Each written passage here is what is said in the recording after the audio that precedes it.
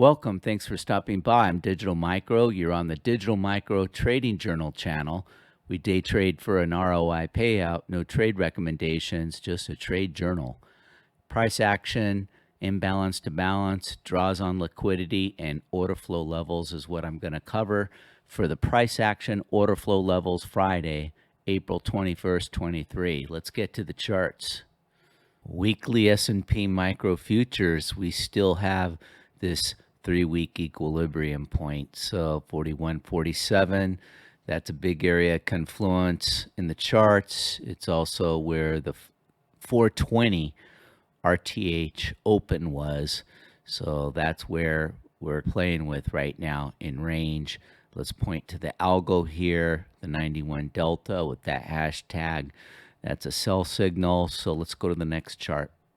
Okay, Friday, the 21st 24-hour chart. Here we are right here in the Globex, and we're below. You can see this new week open gap, how we started the week, and we're a ways below it, and we're playing with the border just above the new week open gap previous. So that comes in again around 40.50 by 37. So whether we go back and go lower and come back, the upside here on so far this candle is 57.25. So the range so far, healthy 17.25 handle range, and 3-day average handle range has been 35, 36 handles. Let's go to the 4-hour. 4-hour, this really frames it. We're looking at 6 candles, and if we look at the bottom of the body of the green and call that an order block, that's 41.50.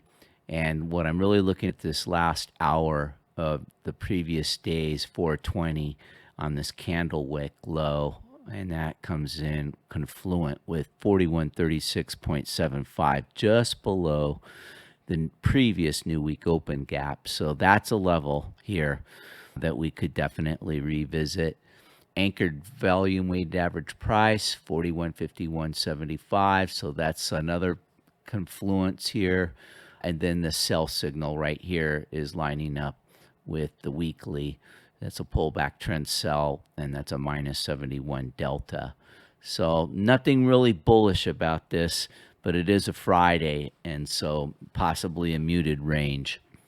Let's take a look at the 15 minutes Bellwether and see what's going on there. The 15-minute Bellwether, this black rectangle here is the New York midnight open, and right below it, the pivot, 55 by 54.50. So that's a level, and you can see here, Europe had this as a high level, and then below this in yellow, that is the previous new week open gap.